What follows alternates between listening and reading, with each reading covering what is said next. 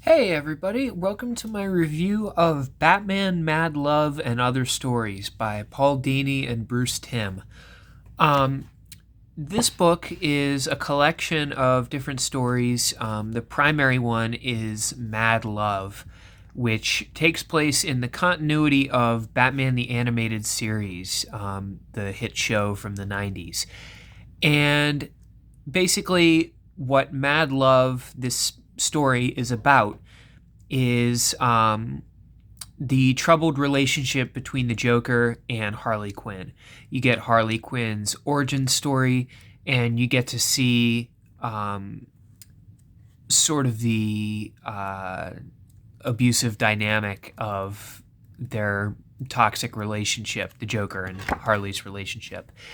And it's done in a way that doesn't feel too heavy-handed, but also deals with um, the mental effects that those types of relationships can have when somebody is like emotionally manipulative. And you see how Harley is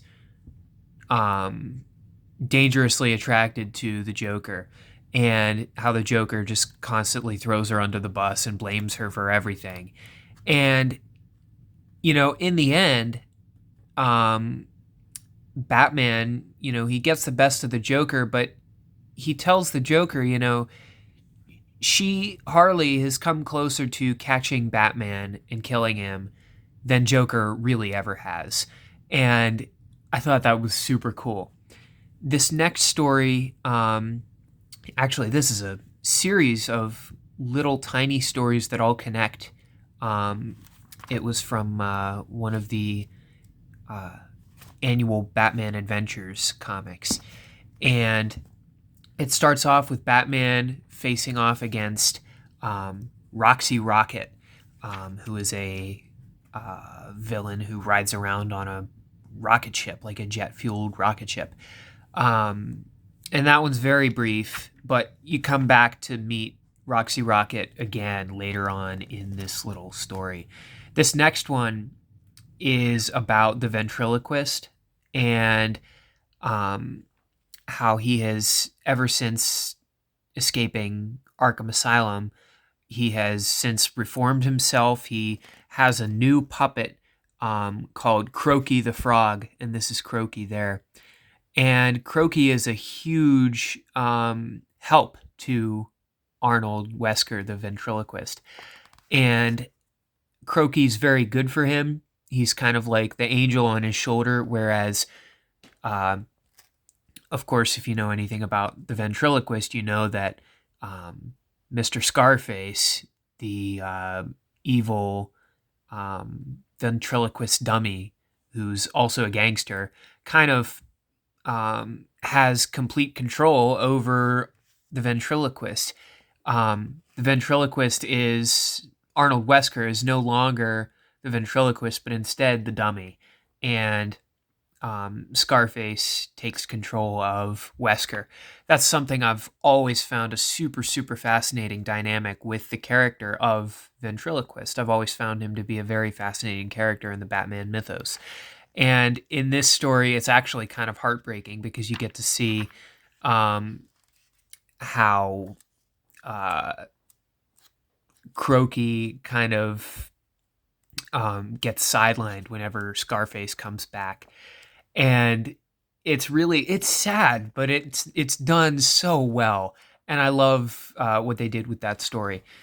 This next one, you get a little like 3-4 page story, and it's practically wordless, and it's chronicling 24 hours of Harley Quinn escaping Arkham, getting released, and then going back with the Joker and getting thrown in prison again. And sort of that vicious cycle that she goes through with the Joker.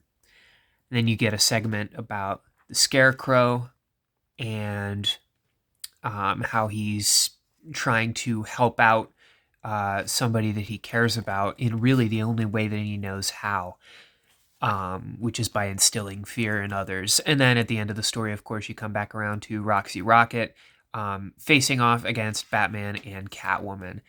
Um, there's another little Joker story here where he infiltrates a donut shop. Um, and these are all like very small little stories. There's one about Poison Ivy, um, where she hijacks a ship and she takes over this ship. There's another one that doesn't feature Batman and instead features Batgirl a few days before Christmas at a shopping mall, and she faces off against Clayface. Um, and that one's pretty cool. This one is called Demons, and it's very, very well done. The first page is brilliant because it sets up, and I'm not going to spoil anything, but the first page is brilliant. And then it sets the stage for a meeting between Batman and Ra's al Ghul. Ra's al Ghul is after a mysterious tablet that has powers that link to the occult. And so Batman comes to Jason Blood, whose alter ego is Etrigan the Demon.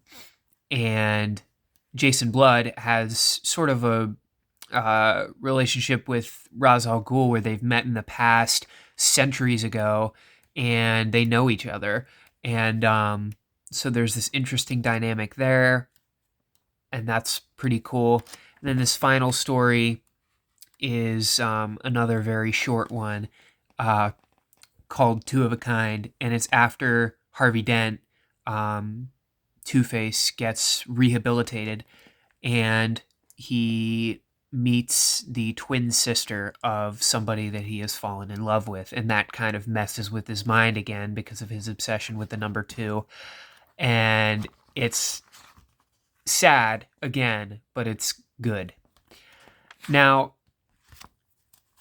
honestly, the best of the bunch in this whole book is its title story, Mad Love.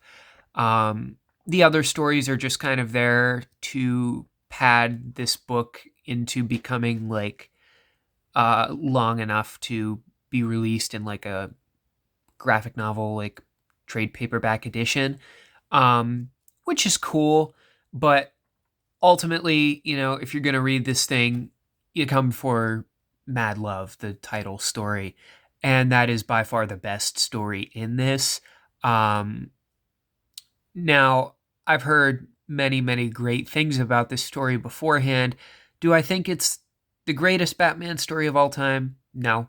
But it is very influential because it provides a backstory for Harley Quinn.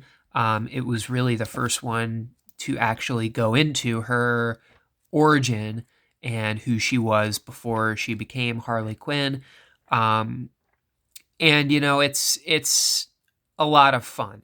And I mean, the art style is great. Bruce Timm is really a fantastic artist, and he really captures the style of the animated series. As I said, this book is set in the continuity of Batman the Animated Series, the TV show. So the signature style of that show is all over this book, all over the art style of this book. And Paul Dini, who was one of the main writers on the animated series, comes up with a really witty script. And he knows, he understands the characters of Joker and Harley, and this is less a Batman story than it is a Joker and Harley story. Harley, of course, is at the forefront of this story because you get her origin, but it's mostly about the tumultuous relationship between Joker and Harley. And in that regard, it's really done well.